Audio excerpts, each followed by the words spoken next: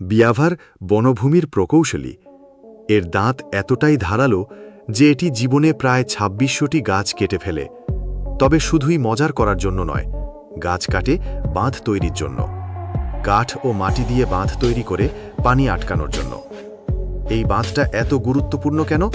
কারণ এটাই তার বাড়ি। এখানেই সে থাকে, এখানেই সে তার খাবার জমা রাখে, আর এই বাঁধই তাকে ঠান্ডা থেকে এবং শিকারীদের হাত থেকে রক্ষা করে। এখন শোনো এক অসাধারণ গল্প। এখন পর্যন্ত নির্মিত সবচেয়ে বড় বিয়াভার বাঁধটি ছিল ৮৫০ মিটার লম্বা। এতটাই বিশাল যে সেটি স্যাটেলাইট থেকেও দেখা যায়। এখন ভাবো, যদি তার তৈরি করা বাঁধ ভেঙে যায়, তাহলে কি বিয়াভার হাল ছেড়ে দেয়?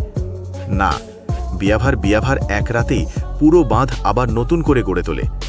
আর যেখানে যেখানে বিয়াভার বাঁধ তৈরি করে, সেখানের গাছপালা, পাখি, মাছ সবকিছুই নতুন করে বেড়ে ওঠে। পুরো জীব বৈচিত্র্য সেখানে ফুলে ফুলে ভরে যায়। তাহলে এখন বলো, বিয়াভার কি শুধু একটা প্রাণী, নাকি প্রকৃতির আসল নায়ক?